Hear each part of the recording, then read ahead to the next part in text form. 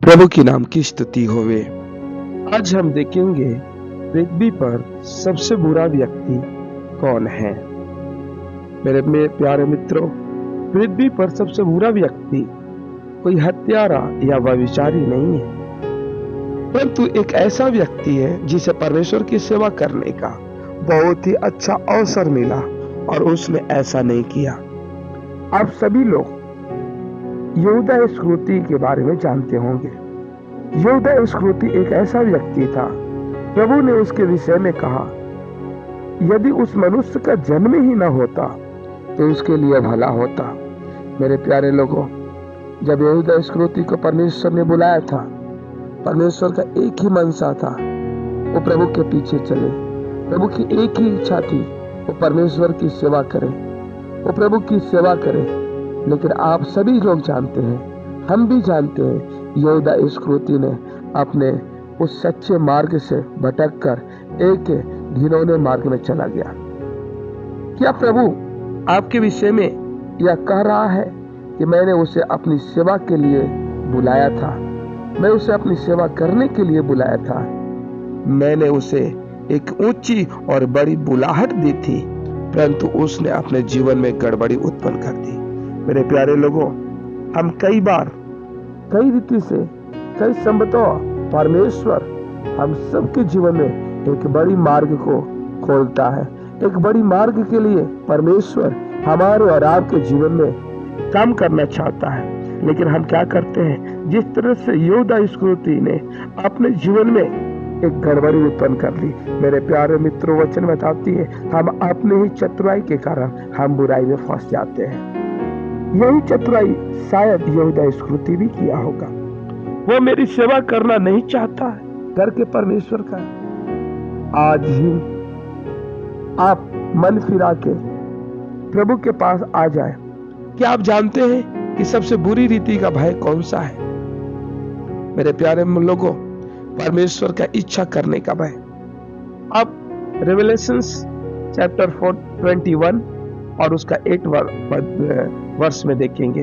प्रकाशिक वाक्य 21 अध्याय और उसका 8 पद में इस रीति से लिखा है, परंतु डरपोकों और अविश्वासियों और घिनौनों और हत्यारों और व्यभिचारियों और टोन्नों और मूर्ति पूजकों और सब झूठों का भाग उस झील में मिलेगा जो आग के गंधक से जलती रहती है। यह दूसरी मृत्यु है। मेरे प्यारे लोगों, सबसे बड़ी भय के बारे में बोलता है डरपोक। सबसे पहला वर्डिंग, सबसे पहली शब्द डरपोक के बारे में लिखता है। कई झुंड लोगों के विषय में पढ़ते हैं। यहाँ पर कई ऐसे झुंड है जिसके बारे में हम लोग पढ़ रहे हैं, जो आग की झील में जा रहे हैं। उनमें से सबसे पहला डरपोक, उसमें से सबसे पहला डरपोक है। उनमें जो भय था वह परमेश्वर की इच्छा करने का भय था। कुछ लोग अपना हृदय प्रभु को देने के लिए डरते हैं। कुछ लोग पानी के बपतिस्मा के विषय में जानते हैं, परंतु आज्ञा मानने से डरते हैं। मेरे प्यारे लोगों, कई लोगों की ये धारणा, हम पानी के बपतिस्मा ले लिया, हमारा काम हो गया, लेकिन वे नहीं जानते कि पानी के बपतिस्मा के साथ साथ आपको मन फिराकर परमेश्वर की आज्ञा में बने रहने की बात करता है प्रभु। यदि परमेश्वर की आज्ञाकारिता में हम नहीं है, मेरे प्रिय मित्रों, हम उस उद्धार को खो सकते हैं, हम उस पानी के बपतिस्मा को खो सकते हैं। आदम ने अदन की वाटिका में, जरूर परमेश्वर ने आदम को अदन की वाटिका में रखा था, लेकिन उसने आज्ञा नहीं मानने के द्वारा आदम ने अदन की वाटिका को खो दिया। ठीक इसी प्रकार हमने जो उद्धार पाया है, यदि परमेश्वर की आज्ञा में नहीं है, हम परमेश्वर की आज्ञा से यदि विचलित हो गया, हम परमेश्वर की आज्ञा से यदि खो गया, उसके मार्ग से यदि हम खो गया है, हम अपना पानी का बपतिस्मा या हम अपना उद्धार खो सकते हैं। कुछ लोगों को परमेश्वर की सेवा करने के लिए अस्पष्ट बुलाहट है, परंतु भय के कारण संकोच करते हैं। क्या मैं अंत तक सेवा कर पाऊंगा? वे प्रश्न पूछते हैं। मैं जानता हूं कि मेरे विषय में परमेश्वर की यही इच्छा है, परंतु उनमें सम्मिलित कष्टों को देखकर मैं भयभीत हूं। मेरे प्यारे लोगों, अब भयभीत रहने की जरूरत नहीं है। आप जिस परमेश्वर के हाथ में है वो महान परमेश्वर और भाई योग्य परमेश्वर है, वो एक सर्वशक्तिमान परमेश्वर है। परमेश्वर के प्रिय बच्चे, मान लीजिए कि संसार में आपके पिता के पास एक बहुत बड़ी कंपनी है। यदि वो आपको उनमें आकर काम करने के लिए कहता है, तब क्या आप अपनी पुरानी नौकरी छोड़कर कंपनी में आकर शामिल होने के लिए संकोच महसूस करेंगे? क्या आप कहेंगे मुझे अपने मित्रों से सलाह लेनी चाहिए? क्या आप इस बात से डरेंगे कि आपका पिता आपको कभी भी अचानक उस कंपनी से निकाल सकता है? परमेश्वर के बच्चे, यीशु के सिवाय आप और कोई बेहतर मालिक नहीं पाएंगे। वो एक सच्चा मालिक है, वो एक अच्छा मालिक है, वह अनुग्रहकारी और अच्छा और दया और करुणा से परिपूर्ण है। मेरे प्यारे लोगों, इन दिनों में हमें उस महान परमेश्वर की हुजूरी में होकर उसकी बुलाहट को समझने की जरूरत है। यहूदा इस्करियोती ने परमेश्वर यीशु की बुलाहट को समझ नहीं पाया, उसने उसकी बुलाहट की आदर नहीं कर पाया, उस बुलाहट में वो आज्ञा में नहीं रह पाया। मेरे प्यारे लोगों, इसलिए यदि परमेश्वर ने आपको उसकी सेवा करने की बुलाहट दी है तो उस हाथ से न जाने दे। यदि प्रभु आपसे यह कहता है कि गहराई से निकल आओ या मरुभूमि स्थान में निकल आओ, तब संकोच न करें। उस प्रकार का एक ऊंचा जीवन बिताने के लिए प्रभु आपको अनुग्रह देगा। आपके स्वर्गीय पिता ने आपको अपनी हथेली में थामा हुआ है। आपका हाथ इतना, उसका हाथ इतना विशाल है कि महासागर के सारा पानी उसका हाथों में समा सकता है। आज हम उसकी एक एक यदि शक्तिमान कामों को देखे, सर्वशक्तिमान पराक्रमी परमेश्वर के कामों को देखे, हम आश्चर्यचकित रह जाते हैं। यदि आप ये जानते हैं तो उसके हाथों में सारा समुद्र का पानी, सारा महासागर का पानी यदि समा सकता है तो आप कैसे गिर सकते हैं? फिर भी यदि आप गिरने को है तो वापस उसके हाथ में आप गिरेंगे। यदि आप शर्मित और थके हुए हैं तो आप परमेश्वर के हाथ में ही गिरेंगे। परमेश्वर से दूर भागने के कारण ही आप वास्तविक रूप से गिर जाते हैं। मेरे प्यारे मित्रों, आपने देखा यहूदा इस्करियोती ने परमेश्वर से भागने की कोशिश की। परमेश्वर से भागने की क्या, परमेश्वर से यदि दूर भाग रहा है, हम उसकी आज्ञा से दूर भाग रहा है, हम उसके कई बातों से दूर भाग रहा है।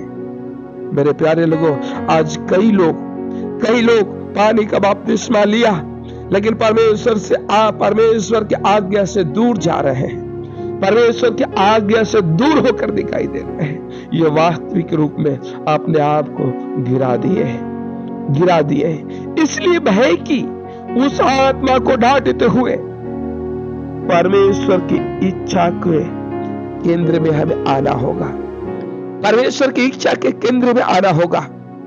मेरे प्यारे लोगों, परमेश्वर की इच्छा का केंद्र है, आप भली भांति जानते हैं। आपको बताने की जरूरत नहीं है, आपको कुछ कहने की जरूरत नहीं है। आप सारे बातों में परमेश्वर के तुल्य होकर हमें परमेश्वर ने अपने समानता में बनाने के लिए हमें आशीष दिया है। मेरे प्यारे लोगों, जब परमेश्वर ने आदम को आज्ञा दिया था, उसने कहा था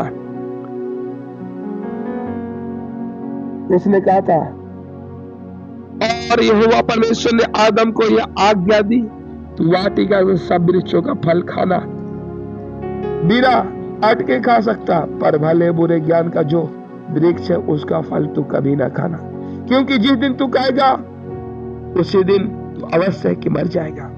मेरे प्यारे लोगों, आदम ने उसके विरोध में जाकर, उसके आज्ञा के विरोध में जाकर, उसके हर एक क्रिया के विरोध में जाकर उसने उस काम को अंजाम दिया और संसार में जीता रहा, लेकिन महिमा में, ग्लोरी में, अनुग्रह में वो मर गया।